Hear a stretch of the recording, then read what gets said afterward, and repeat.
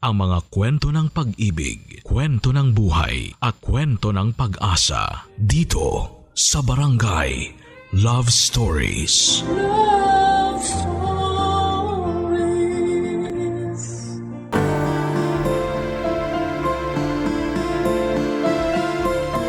Ang ulan ay kailangan ng mundo. Subalit, mapaminsala kapag nagiging bagyo ito. Ano pa man ang maging lakas ng ulan ay tinatanggap na lang natin. Sapagkat ito ay mula sa kalikasan. Ikaw kabarangay, anong maganda at masamang karanasan mo sa ulan? Dear Papa Dudut, kumusta po? Sana ay nasa mabuting kalagayan kayo at ang mga tagapakinig ninyo.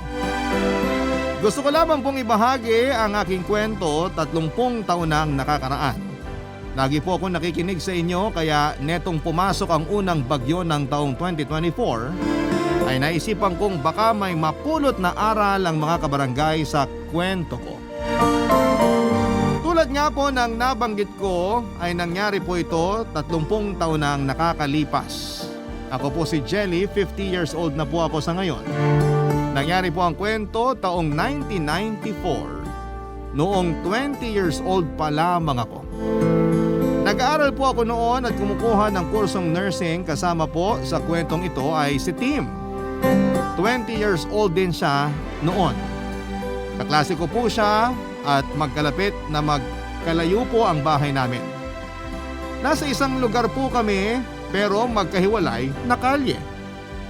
Bago sa eskwelahan ay madalas kaming magkita sa isang waiting shed kung saan ay dumaraan ang mga jeep na madadaanan naman sa eskwelahan namin. Dahil nga po sa magkaklase kami ay sabay ang oras ng klase namin mula pagpasok hanggang pag-uwi, Papa Dudut. Kaya naman walang araw na hindi kami nagkakasabay sa waiting shed. Kasama din sa kwento si Mang Gani, 50 years old na siya noon, isang vendor na nakapwesto sa waiting shed. Kaya wala ding araw na hindi kami nagkikita sa waiting shed. Kaya naman kakwentuhan din siya ng mga sumasakay doon. Kasama na nga po kami. Noon po ay Hunyo ang unang araw ng pasukan mula sa summer vacation. At ang Hunyo po ang mga panahon na sunod-sunod ang ulan at karamihan ay bagyo. Sa mga unang araw ng Hunyo ay hindi pa pala ulan noon. Noong mga panahon na yon ay nakaschedule ang pagpasok ng tag-ulan at mga bagyo.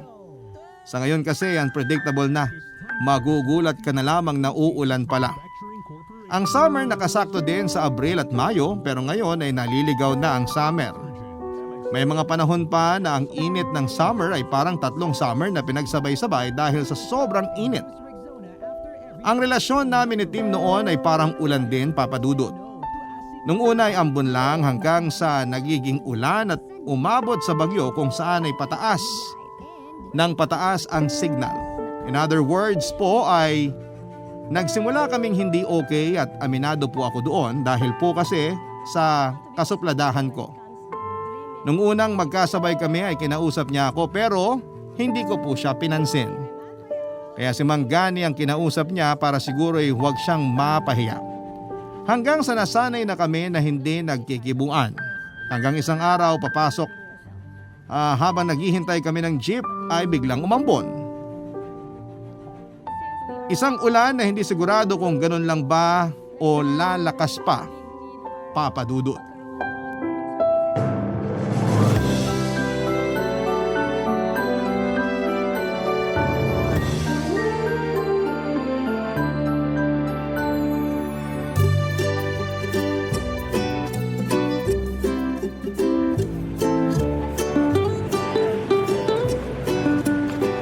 Good morning, Manggani. Oh, Tim. Papasok na? Manggani naman. Parang hindi nyo alam ang schedule ko ah. Oh, ayan na palang girlfriend mo. Parating na. Shh! Manggani! Huwag kayong magbiro ng ganyan. Pag narinig kayo niyan, isipin niya ako nagsabi. Buong araw na naman akong susungitan mula dito hanggang sa eskwelahan. At hanggang makauwi. Ano po yun, Manggani? Wala. Manggani ba ang pangalan mo? Ako si Manggani. Pasensya na po. May mga pakialamero kasi sa gilid eh. Ha? Nasaan? Teka, tatlo lang tayo dito ah. Ako ba yon? Hindi kayo. Ikaw? Huwag mong sirain ang araw ko, ah. Nako, yung araw mo'y hindi magtatagal. Po? Kasi ayan oh, nagdidilim. Siguradong uulan. Hindi naman siguro. Ayos lang yan. Ligtas naman kayong mabasa dito sa waiting shed eh. Kaso paano mamaya pag umulan? Naiwan ko pa naman yung payong ko. Kasi naman nung lumabas ako maganda pa yung araw. Siguro nasira lang talaga kasi may mga taong mapanira ng araw. Don't worry, may payong ako. Anong pakialam ko sa payong mo? Pag umulan, pwede kang makisukob. Over my dead body. Grabe ka naman.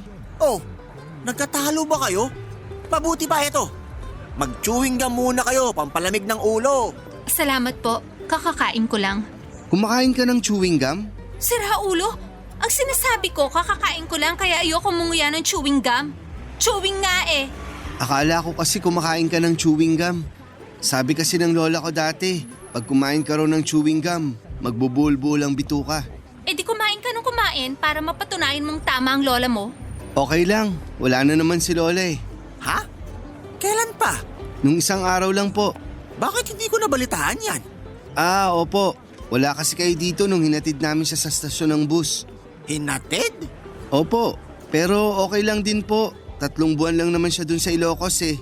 Ah, umalis lang. Akala ko.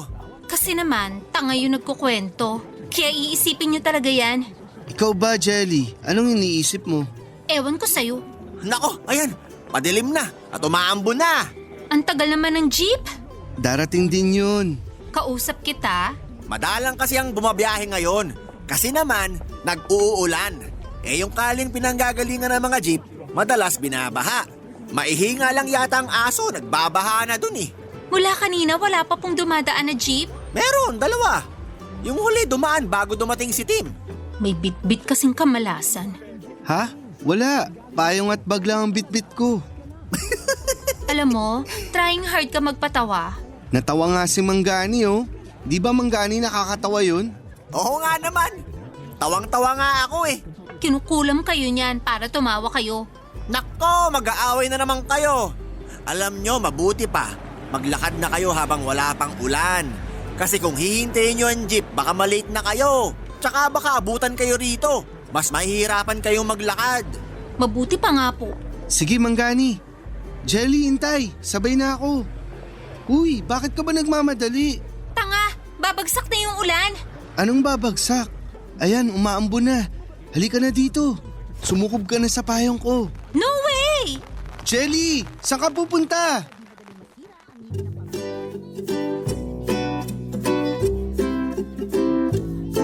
Papa Dudut, hindi talaga ako sumuko. Kahit na hinabol pa ako ni Tim. Kaso wala akong masilungan kaya tumakbo na lamang ako ng tumakbo hanggang makarating sa eskwelahan. Mabutit hindi ako nadulas. Yun nga lang po basang-basa ako. Pagpasok ko sa klase ayon, lahat sila ang biro ay isa daw akong basang sisiw. Nang makita ko ng teacher namin ay tinanong kung anong nangyari sa akin.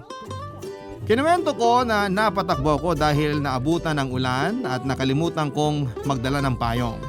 Sabi niya ay magpalit daw ako ng damit kaso wala din po akong dalang damit noon, Papa Dudut. Kaya nagtanong ang teacher ko sa mga kaklase ko kung sino may dalang ekstrang damit at ipahiram na muna sa akin. Wala pong sumagot, 2 lang po. Wala silang dala o madamot sila. May nagpabida po. Sino pa ba kundi si Tim? May dala siyang ekstrang t-shirt at inutusan siya ng teacher namin na ibigay sa akin ng t-shirt na yon. Pagkaabot ni Tim ay may sinabi pa ito na mabango daw ang t-shirt niya kaya mas lalo akong nabwisit sa kanya. Kasi wala po kong magagawa kundi ang suotin ng damit dahil sinabi ng teacher namin yon. Habang tumatagal ay lalo akong nabubwisit kay Tim kaya check ako ng check sa damit ko kung tuyo na para makapagpalit na ako. Nang mahawakan at maramdaman ko na tuyo na ay nagpaalam akong magpapalit na. Pumayag naman ang teacher at nung bumalik ako ay isosoli ko na sana ang t-shirt nang sabihin ng teacher sa akin na labhan ko naman daw muna bago isoli. Nakakaya naman daw para kay Tim. Ayun, nagtawanan na naman ang buong klase, Papa Dudut.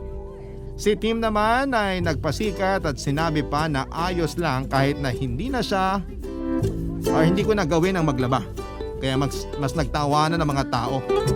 Gigil na kung hindi nagsalita at hindi ibinigay ang t-shirt para labhan ko na muna bago isoli sa kanya. Papa Dudut.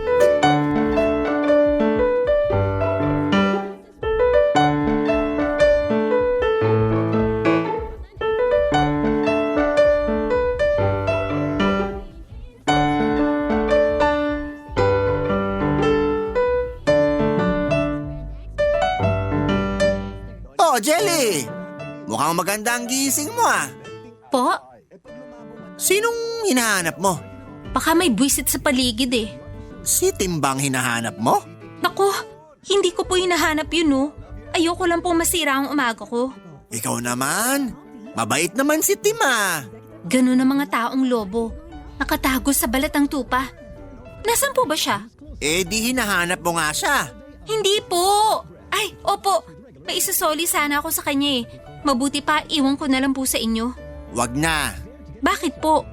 Ikaw na mag-abot sa kanya. Ayan, parating na siya. Ay nako, naabutan pa ako ng malas. Good morning, Manggani. Good morning, Miss Jelly. Huwag mo kong simulan. Bakit? Kanina ka pa hinahanap ni Jelly. Manggani, hindi po! Bakit mo ako hinahanap? Presko ka, binibiro ka lang ni Manggani, naniwala ka naman. Lumayo ka nga sa akin. Paano? Maliit lang tong waiting shed. May ibibigay daw sa'yo si Jelly. Manggani, wala. Huwag ka nang mahiya. Ang kapal mo talaga. Ayan ang t-shirt mo. Uy! Ang ayos ng pagkakatiklop tapos ihahagis mo. Teka, katabi mo ba sa pagtulog mo to? Biro lang. Sino may sabi magkabiruan tayo? Regalo mo ba kay Tim yan? Manggani naman, hindi po. Sa kanya yan. Pinahiram niya sa akin kahapon. Wow! Nakakatuwa naman. Ang sweet nyo naman sa isa't isa. Yuck! Hoy Judas, lumayo ka nga sa tabi ko. Doon ka sa labas itong waiting shed.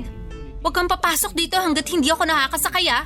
Huwag ka ring sasabay sa jeep na sasakyan ko. Hindi na ako magji-jeep. Kasi ayan, padilim na naman. Maglalakad na ako kaysa maabutan na naman ng malakas na ulan. Mabuti pa nga. Makaalis na nga din. Sige, Manggani. Jelly, sandali! Sige, Manggani. Mag-ingat kayo ha. Huy, saan ka pupunta? Sumukob ka na dito sa payong ko. Jelly, Ano ba? sumukob ka na. Huwag mo kong bisitin. Bakit ako susukob sa payong mo? Ano ako, tanga? Mababasa ka ng ulan. Nasaan ang ulan? Mamaya. O edi dyan ka lang at hintayin mo ang ulan. Huwag ka nang mangulit. Ayan, umaambon na. Halika na. May sa demonyo ka din, no? Ang ayos-ayos ng panahon kanina eh. Ayan, palakas na. Sandali, lalapit ako dyan. Huwag ka na maglakad. Hintayin mo ako. Ayan, palakas na. Sandali. Hindi ko kailangan ng payong mo. Ay, may payong ka pala. Ano akala mo sa amin? Walang pambili? Akala ko kasi iniiwan mo talaga para makasukob ka sa akin eh. Biro lang. Alam mo, malaki ang kalye. Lumayo ka nga sa akin. Mas malaki ang payong mo. Sukob na lang kaya ako dyan. Maliit tong payong ko, nababasa ako eh. Sukubin mo mukha mo. Ang lakas ng loob mo magyaya ng susukob dyan. Eh, ang makapal na mukha mo pa nga lang hindi na kasya. Lumayo ka nga sa akin. Doon ka sa gilid. Sandali, napaka-ungentleman ko naman. Dito ka sa gilid, dyan ako sa mas malapit sa kalye. Bakit ba mas marunong ka pa sa akin? Dito ako maglalakad. Ikaw, lumayo ka sa akin. Pero, Gusto mo dito sa mas malapit sa kalye? O sige yan, umalis ka na. Mauna ka na. sige na, dito na ako sa gilid. Tara na. Ang kulit mo. Huwag kang lalapit ah. Jelly!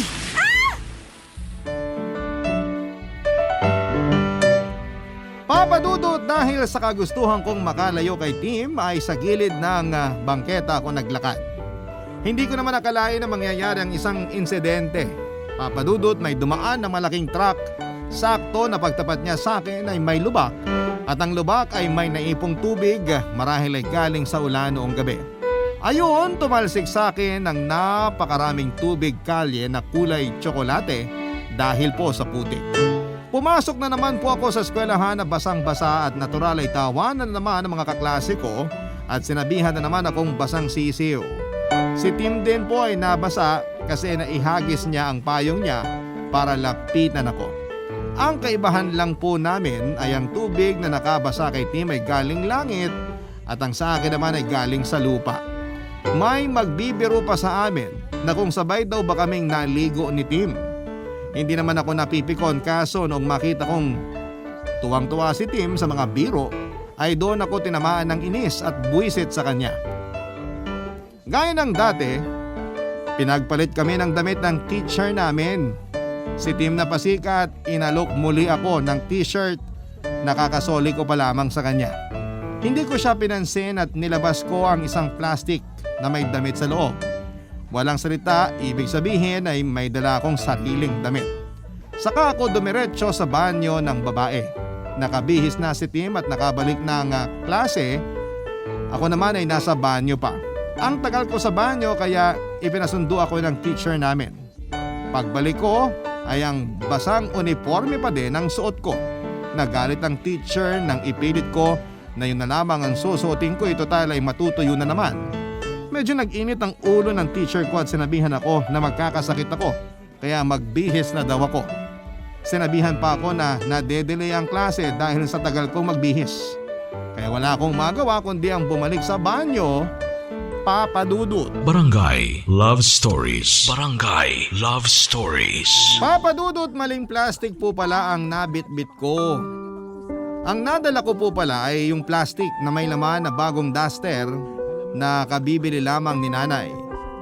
Baka matuluyang magalit ang teacher ko kaya napilitan po kong isuot ang duster at bumalik sa klase. Papa Dudut, ng mga panahon na yon, kapag nakaduster ka, nakapangbahay ka.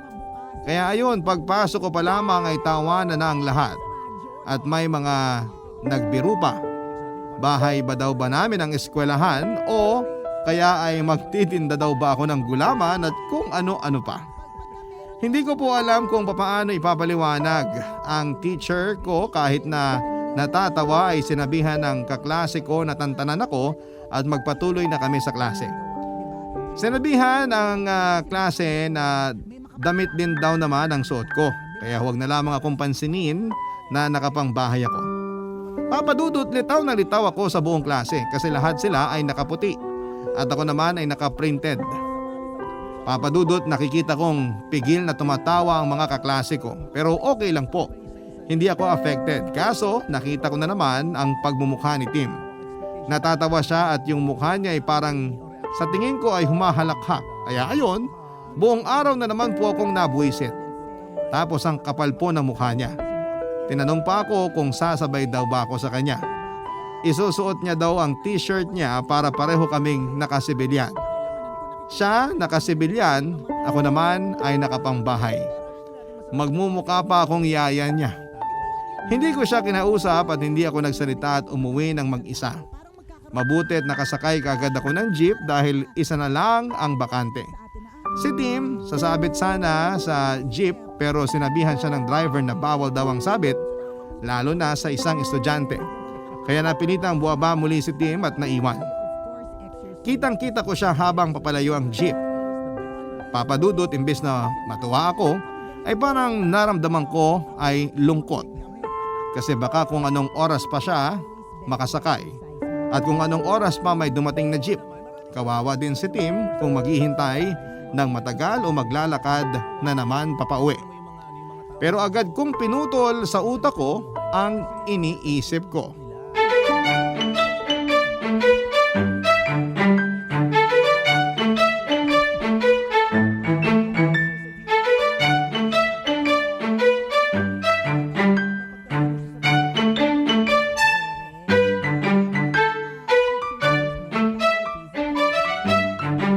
Good morning, Manggani. May bago ba sa'yo? Bago? Sa itsura ko po? Wala po. Hindi sa itsura mo. Saan po? Ewan, pero parang may bago sa'yo eh. Ito pong damit ko? Ay tama, yung damit mo! Hindi po to bago. Luma na po ito. Hindi, may bago sa damit mo. Ano po? Baliktad ang pagkakasuot mo. Nagmamadali po kasi ako eh. Sandali po, babaliktarin ko. Akala ko naligaw ka papunta dito kaya binaligtad mo ang damit mo eh. Nakakatawa po yun. Oo nga. Ay, ang sarap tumawa sa umaga. Hayaan nyo, araw-araw akong papasok ng baligtad ang damit para tumawa tayo tuwing umaga. Anong pinagtatawanan nyo? Ikaw! Ay, ibig kong sabihin, ikaw pala. Kanina ka pa ba dyan, Jelly? Sakto lang pong maabutan kung nagtatawanan kayo. Ito kasing si Tim eh. Bakit po? Anong kwento niyo sa inyo? Ay, wala. Oo. Manggani, huwag kayong magpatakot sa hambog na to. Alam ko may sinasabi na naman yan tungkol sa akin. Wala.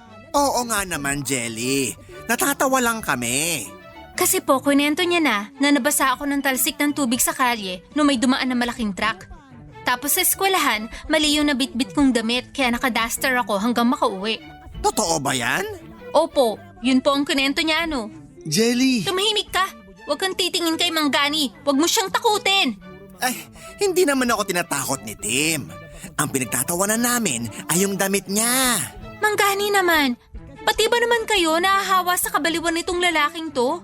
Ano naman ang nakakatawa sa damit niya?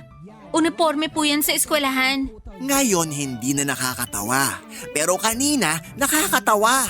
Kasi dumating siya dito na baligtad ang damit niya. Sigurado po bang hindi kayo tinatakot nitong si Tim? Hindi.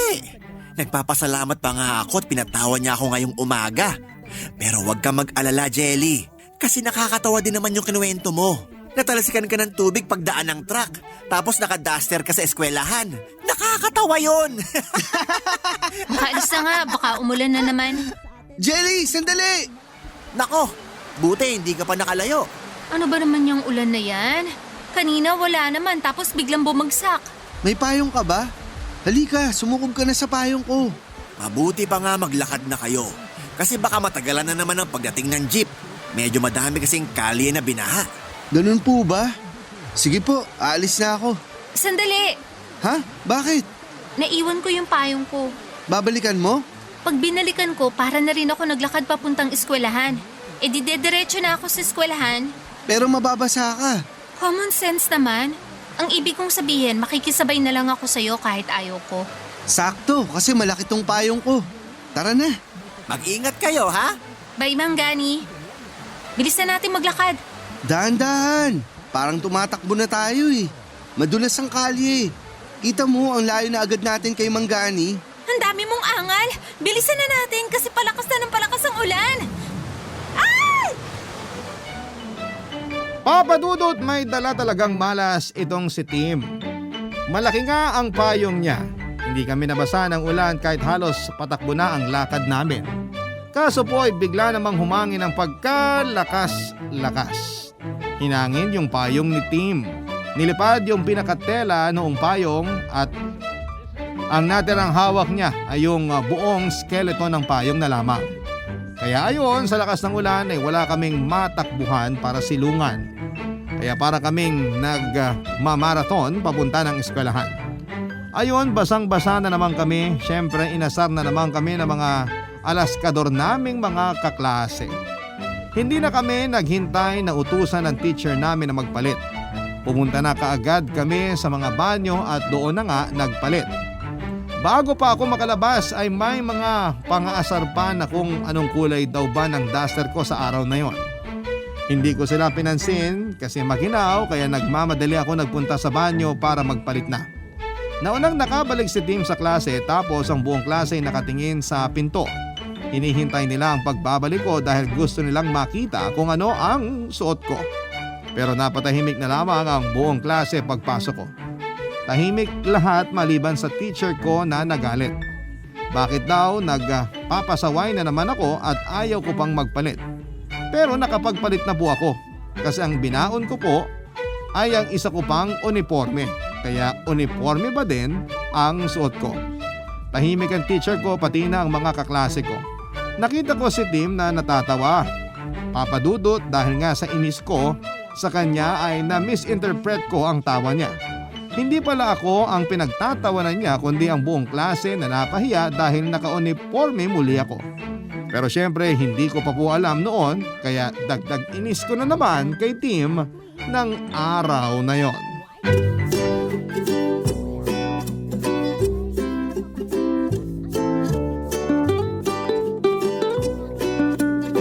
Oh, himala! Sabay kayong dumating. Oo nga po, no? Excuse me, hindi tayo sabay. Doon ako galing sa kabila, ikaw dyan sa kabila. Ang sabi ko ay sabay. Hindi ko sinabing magkasabay. Nililinaw ko lang po. Mahirap na baka may lumaki na naman ang ulo dyan. Sino? Si Tim? May iba pa po ba? Akala ko ako eh. May jeep po ba? May mga dumadaan. Madalang pero mas madami kaysa kahapon. Nako, umaambo na naman. Manggani, may dumadaan naman di ba? Oo, Dito na ako magpapatila ng ulan na yan. Hindi na ako makikipagsapalaran pa at mahirap na. Baka malasin na naman ako. Manggani, ako rin. Nasira kasi yung payong ko kahapon. Kasi naman magdadala na lang ng payong yung hindi pa matibay. Pati tuloy ako nadamay. bakit? Ano nangyari sa payong mo? Nasira po sa lakas ng hangin kahapon. Kasi nga walang tibay na maaasahan. Nako, malakas nga ang hangin kahapon. Yung ilang bubong dun sa kabilang kalye natanggal. Ah, magkasing rupok po pala yung bubong nila saka yung payong ko. Paparinig ka ba? Hindi nakukumpara ko lang naman. Marupok naman kasi talaga yung payong mo. Yung puno na yon, nakikita nyo? Opo, Mamaya, pagtigil ng ulan, sipatin nyo. Mapapansin nyo, medyo umangat sa lupa yung isang gilid. Mabuti nga, hindi nabuwal. Dahil lang sa lakas ng hangin. mas matibay ng konti yung puno kaysa sa payong ko. Tigilan mo nga yung pagsasarcastic mo. Oh, malakas ng ulan, mag-aaway pa kayo? Baka makisabayan sa inyo at maging bagyo. Manggani, parang tumataas ang tubig. Manggani, magbabaha ba dito? Hindi naman palagi. Pag malakas lang ang ulan, kaya niya. Aabutin po tayo dito sa bangketa. Hindi. Madalas ang baha dito hanggang dyan lang sa bago umabot dito sa taas ng bangketa.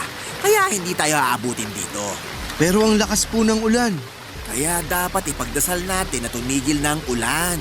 Po, ibig sabihin pwede nga tayong abutin dito. O yan, pahupa na ang ulan. Kaya hindi natataas yan. Ay, bakit ganun? Biglang umaraw? Ikaw pa ang nagtanong? Hindi ba ikaw ang maligno? Dapat alam mo yan. Oh, baka lumakas na naman ang ulan. Kumalma kayo. Ganyan talaga. Minsan nga umuulan dito pero 3 hakbang mula dito maaraw eh. Nakakatakot naman. Natural lang yun. Ganyan kahiwaga ang kalikasan. Parang hindi na uulan.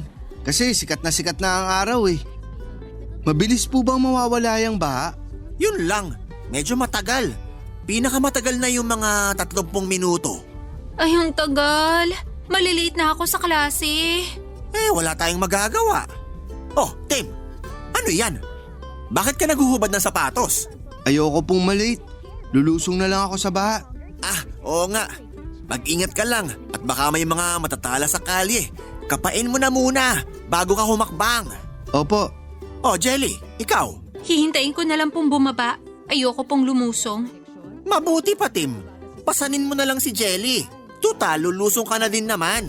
Para hindi mabasa si Jelly. Ay, ayoko po.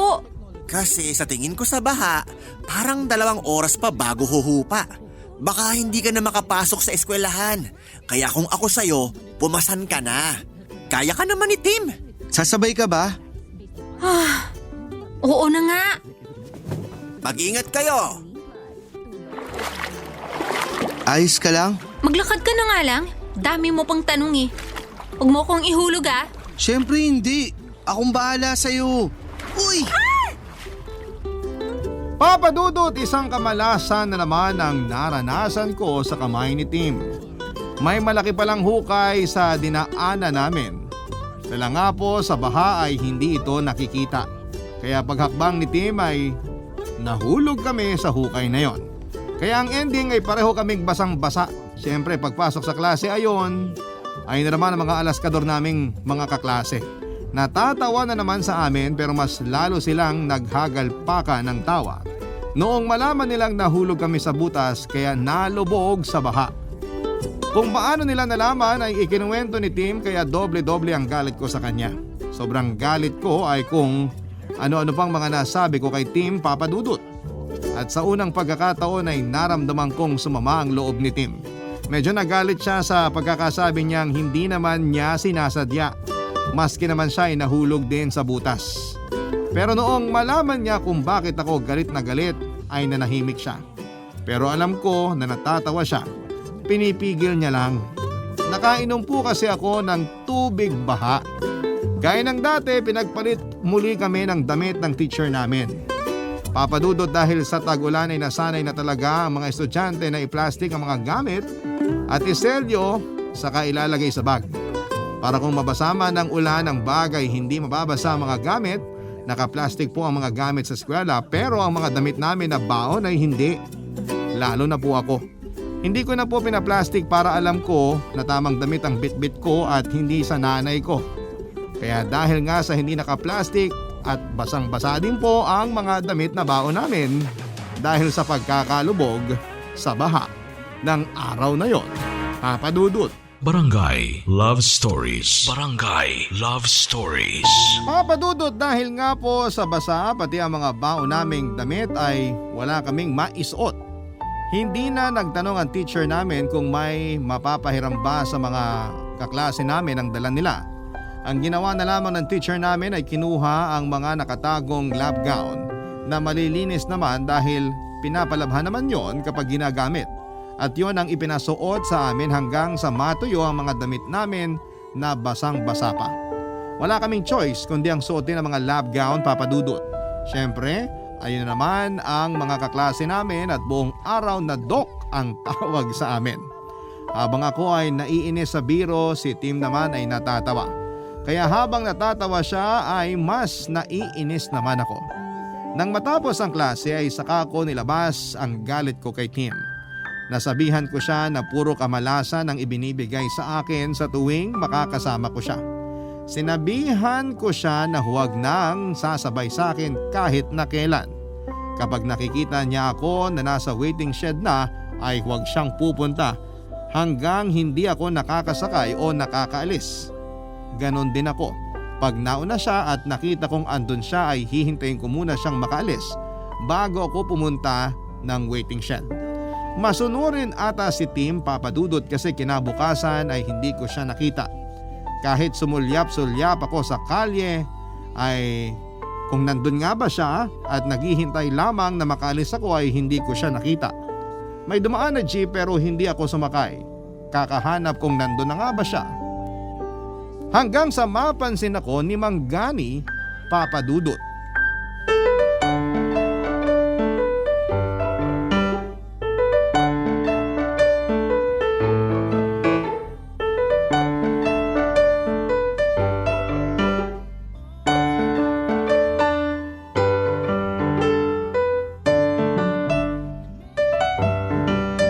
Good morning, Mang Gani. Oh, Jelly! Ang aga! Opo, nagpaaga talaga ako. Madalas kasi si Tim ang nauuna sa'yo eh. Mga ganitong oras yung dumarating. Ganun po ba? Parang hindi ka interesado. Naku, Mang Gani, wala namang nakakainteresante sa lalaking yun. Mabait naman si Tim ah. Hindi po mabait yun. Mas nakakatakot nga yung ginagawa niyang bait-baitan siya. Hindi, mabait talaga si Tim. Kaya madalas maaga yun dito kasi tinutulungan niya ako mag-ayos ng paninda ko. Pakitang tao lang yun. O siya, iba na lang ang pag-usapan natin at baka masira na naman ang araw mo. Mabuti pa nga po. Kamusta naman ang pag-aaral mo? Yung pag-aaral ko maayos naman po. Matataas naman ang grado ko. Yun nga lang, madalas akong mainis kay Tim. O bakit napunta na naman kay Tim ang usapan? Pasensya na po. Hindi ko lang mapigilan ng inis ko sa kanya eh. Kapag nagkakasama kami, palagi na lang may kamalasan nangyayari sa akin. Ewan nga kung sinasadya niya. Jelly, kung ano man ang mga nangyayari, dala ng kalikasan yon. Walang kinalaman si Tim doon. Kahit na. Oh, iba na lang pag-usapan natin. Mabuti pa nga po. Madaming bumabiyahe ngayon na jeep kasi hindi umulan kagabi at mukhang hindi uulan ngayong umaga. Sana nga po, para makapasok naman ako sa eskwelahan ng hindi basa. Kamalasan kasi si Tim kaya lagi ako nababasa eh. Oh, si Tim na naman? Sorry po, naalala ko lang. Naisip ko tuloy, bakit kaya wala pa yung batang yon? Baka nandyan lang yan. Oh, kung nandyan lang siya, bakit hindi pa siya nagpupunta dito? Pinagsabihan ko po kasi siya na kapag nauna ako ay wag muna siyang lalapit hanggat hindi ako nakakasakay. Ganon din ako pag nauna siya. Ganon ba? Oh, ayan na ang jeep. Oh, bakit hindi ka sumakay? Puno na po eh. Ha? Nakita ko maluwag pa sa loob ah. Mukha po kasing mainit sa loob. Pare-pareho lang naman ang disenyo ng jeep. Kung mainit ang tingin mo doon, edi mainit sa lahat ng jeep. Ibig ko pong sabihin, wala kasing sounds. Sounds? Tugtog po. Ah, music! Opo. Dati ka bang giraffe? Po? Bakit po? Nagkakanda haba yung leg mo eh. Sino bang hinahanap mo? Wala po. Si Tim ba? Hindi po ah. Sa akin ka pa talaga maglilihim? Aminin mo na. Si Tim ano? Opo. Kasi baka biglang dumating nandito pa ako. Bakit kasi hindi ka pa sumakay dun sa jeep kanina?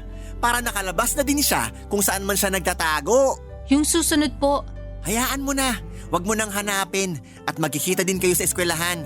Pero maliliit na siya. Kasi nga nandito ka pa. Oo nga po. Sasakay na po ako sa darating na jeep. Sige, maghintay ka lang dyan. Jeep po ang hinihintay ko ha, hindi si Tim. Wala naman akong sinabi ah. Nililinaw ko lang po. Malinaw. Hindi po kaya nauna na siyang pumasok? Imposible. Dito naman unang nagpupunta yon bago pumasok. Bukod sa dito ang antayan ng jeep, nakasanayan na nun makipagkwentuhan muna bago pumasok. Ganun po ba? Oh, ayan na ang jeep. Po? Sige po, sasakay na ako. Oh, sakay na't baka umalis na naman yan. Opo. Mag-ingat ka ha. Sasabihin ko na lang kay Tim na hinanap mo siya. Papadudot ng sabihin ni Mang Gani yon ay hindi na ako nakasagot pa dahil umandar na ang jeep. Pero sa isang banda ay ewan ko na bakit parang gusto ko talaga siyang hayaan na sabihin kay Tim na hinahanap ko siya. Nag-guilty po ako sa mga masamang nasabi ko sa kanya at yung pagpipigil ko sa kanya na huwag pupunta ng shed pag nandun pa ako. Nakarating ako ng klase pero wala doon si Tim. Ibig sabihin ay hindi pa pumapasok. Malamang ay nasa waiting shed ng oras na yon at naghihintay ng jeep at kausap si Mang Gani. Baka nasabi na ni Mang Gani na hinahanap ko siya. Ang tagal na wala pa din siya, papadudot. Naisip ko na baka nahirapang makasakay ng jeep pero madami namang bumabiyahe nun. Sumilip ako sa labas, baka umuulan na naman at na-stranded na naman siya sa shed o naglakad pero maaraw naman. Nagsimula ang klase, wala pa siya. Nag-roll call na markahan siyang absent. Pero natapos ang klase hindi siya dumating kahit na late. Nag-isip ako buong araw kung bakit absent siya. Nasa na kaya siya? Naisip kong muli ang mga binitawan kong mga masasakit na salita. Paano ko kaya babawiin yon? Dumating nga ang kinabukasan at nauna na naman ako sa shed. Wala pa din si Tim at doon ko nalaman kay Mang Gani na nagkasakit pala si Tim mula doon sa huling nalublob kami sa baha. Kaya hindi na muna ako tumuloy sa eskwelahan at pumunta sa bahay nila Tim. Mababait ang mga magulang niya at pinatuloy na lamang ako sa kwarto kung saan ay nakahiga si Tim ng mga oras na yon.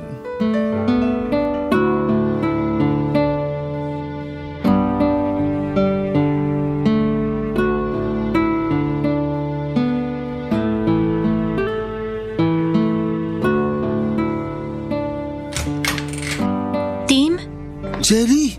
Ano nangyari sa'yo? Eto, tinamaan ng trangkaso. Baka mahawa ka. Hindi, malakas ang katawan ko. Bakit ka nandito? Nalaman ko kay Mang Gani na nagkasakit ka. Si Mang Gani talaga.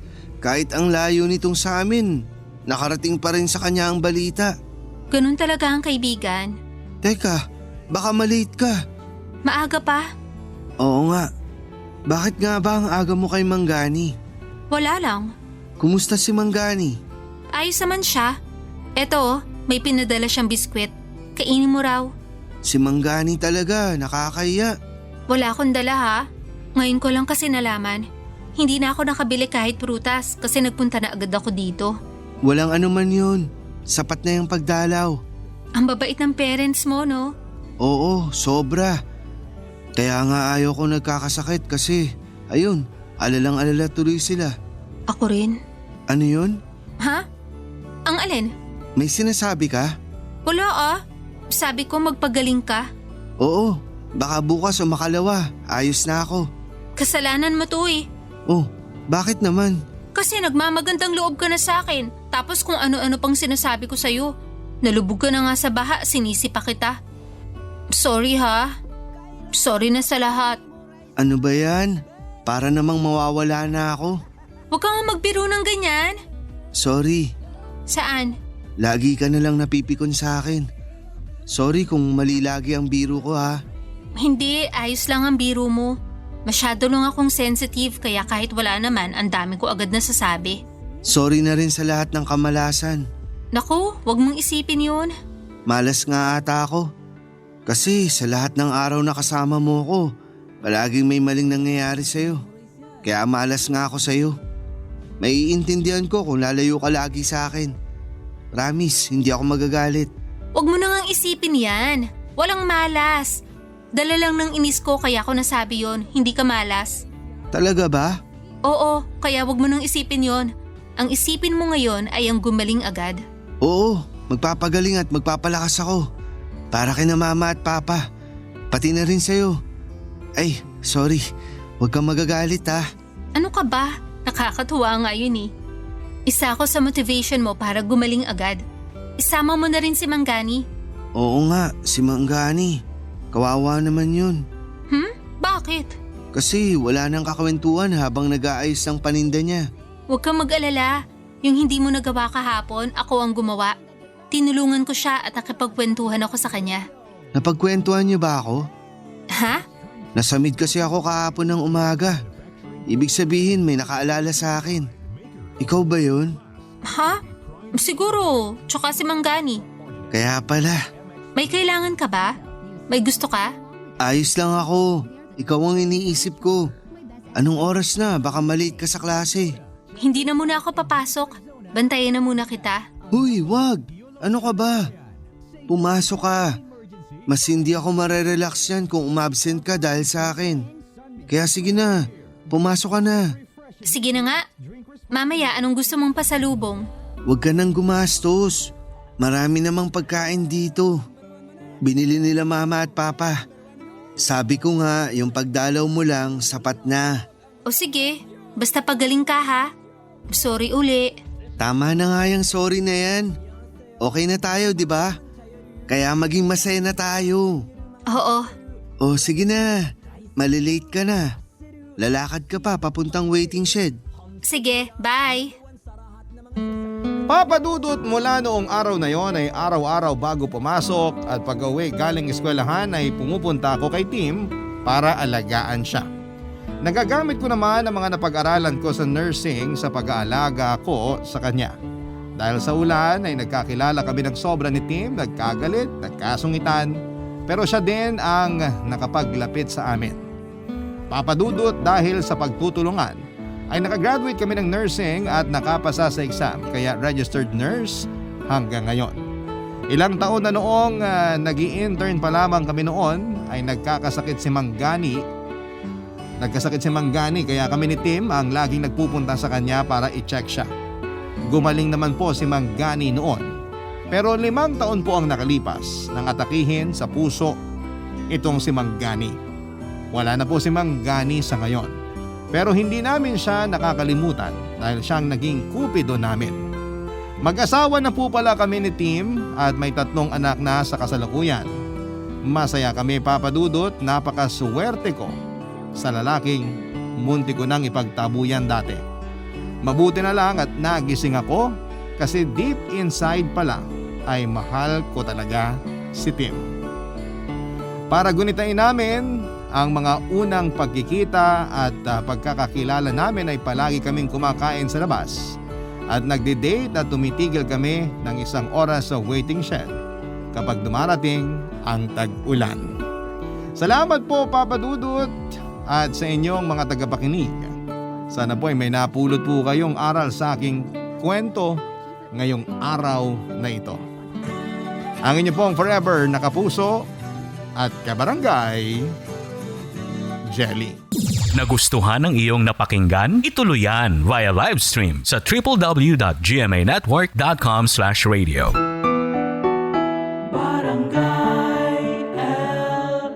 In Mega Manila, 97.1. Forever.